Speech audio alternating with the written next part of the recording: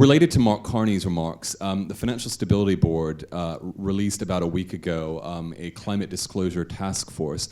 I suppose my question is, to what extent will some of these technocratic organizations, international financial regulators, to what extent are they going to be involved in Paris? What announcements do you think might be made? And how can they actually address financial regulatory issues in a way that politicians perhaps cannot, particularly the central banking community? Thank you.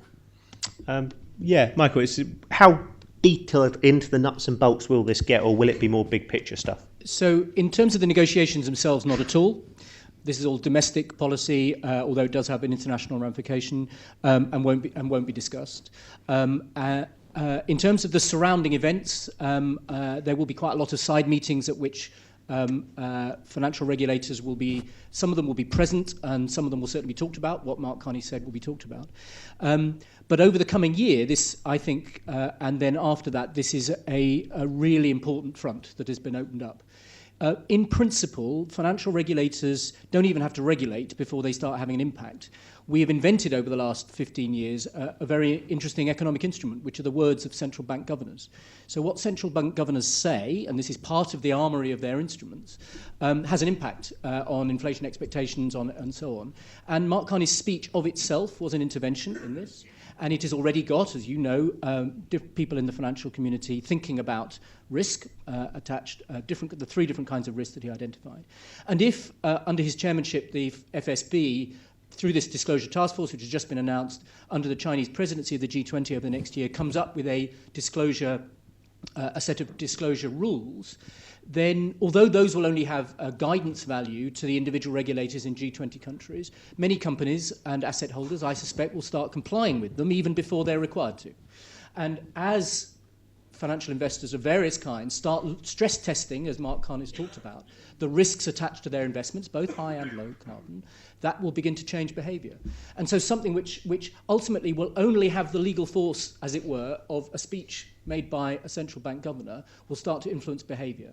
And this is, I think, a really interesting new front that's opened up in this whole field, that we won't need to wait for formal law, policy, regulation passed by governments. Some of this will start to happen within the financial markets, with financial regulators playing a kind of encouraging approach, but often simply through their words, even before they actually regulate. Rhian, you wanted to come in? Yeah, I was just going to sort of echo some of that, really. I think it's important in a sort of interaction in terms of building the momentum up to Paris, and I think that was your point. I think it's also really exciting. It sort of feels a little bit like climate change is moving beyond, for want of a better word, the usual suspects. And if it comes to light as you've described over the next year, I think it's a really interesting development. Greg, I think one of the issues that we've talked about before is I mean, the figure we had $5.5 trillion for a further mitigation. Well, it's probably of that order, if not more, also now required in adaptation. And understanding the financing of this and where this money is going to come from and how it's going to flow is not just the private sector donating more money for government support. These has got to be really genuine financial instruments where we can use public sector money to leverage greater private sector investment to create genuine instruments that the private sector can invest in and will invest in.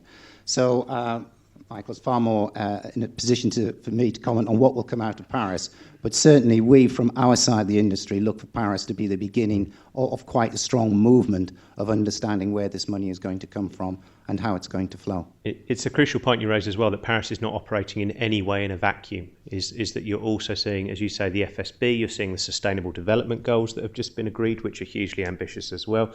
You're seeing all the development banks come through with new policies. Only this week they were talking about a massive crackdown on coal export credits. All these international institutions are starting to move in lockstep on this, and it's not just Paris on its own, which is an important point. Just the other thing to add, not only is the Chinese G20 going to have this focus on disclosure, but they've also got a green finance working group, which is looking at the positive flows of finance into low carbon investment, which all the G20 countries will report to the G20. And this is, everybody's been looking at how we can get the finance to flow. And even China knows that it hasn't got enough finance to flow as yet. So that's going to be a very interesting space as well. Next Question, I'll take one from the gentleman here. By this. In terms of the debate, we've picked up the issue, Ian, you picked up the issue of cities and their reliance and increasing reliance on systems of systems and so on. And we talked earlier about London as well as a great city and a green city and so on, and where that's going. Where will that city movement, and the EIC has also done that work on smart cities and the environmental aspect of that, where does that cities movement and also this macro trend of global urbanisation play into the COP debate? Is that movement going to help to drive the outcome in a certain direction? Urbanisation is quite a broad topic for a quick 2-minute answer. I think there's two very distinct sides to the urbanisation issues and sustainable cities driver, etc. I think urbanisation is seen in part, clearly not in whole, but in part as a response to climate-induced migration of population and a way of protecting populations from more extreme events. And my point was simply that that's all well and good, but by corralling people in one place, you have to be very careful that you don't then create vulnerabilities if those defences are once breached. And perhaps New Orleans is an example of external defences breached with no internal layers of protection. I think these two things do need to come together. I think there's a very strong element of the sustainable cities in the COP general programme, if not in the meeting itself, and certainly in the fringe events, the side events. But again, just as everybody is saying, that we're looking for the Paris meeting to be a kick, generating the ideas in all of these issues to take forward. So COP only the beginning, by no means the end of this debate. I want to just add, Rhian and you both mentioned this thing, but it's a sort of appeal to you in a sense, to the EIC, but also to individual businesses. You used the phrase, which I've used also, the battle for interpretation of what Paris means. And Rhian, I think you may have done, and Rhian noted that in many ways, partly because the agreement will be a compromise, how it's interpreted will, by key actors, will help determine whether or not it's perceived as a success. And whether or not it's perceived as a success will partly determine whether it is a success. Because if its aim is to change the signalling, then it's important that people see that and believe that it is changing the signalling. And therefore, I do think that the first week, indeed the first few days after Paris, it is going to be very important to have voices saying, this does change something, and saying to the media, particularly to a media that will be very sceptical. The first reaction of the media will be, this doesn't really make any difference, does it? It's not a 2-degree deal, it's not fully legally binding, although it will be legally binding in its basic form and so on.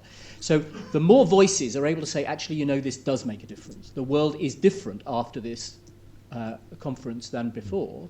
NGOs not going to be the key voices at that point. The key voices will be industry and investors. And the more of you who can say that, and potentially even to say, we're going to look again at our investment programme. We think the world is changing. The more we will create a sense that, yes, it has been a crucial event, it is a turning point, and that will in itself help to make it one. It's an absolutely crucial point. I try to avoid getting into arguments with the Global Warming Policy Foundation on Twitter, but one of the things they are pushing very, very hard at the moment is the idea it will be a failure because it won't be a legally binding treaty. And they are trying to push that line, and you'll see a lot of fossil fuel industry lobbyists try and make that point, and they'll bet against it. They'll bet against it being a failure. They'll continue to try and pull out fossil fuel reserves that the treaty says, the agreement says that we cannot pull, and therefore there needs to be that counter argument from people in this room and the like.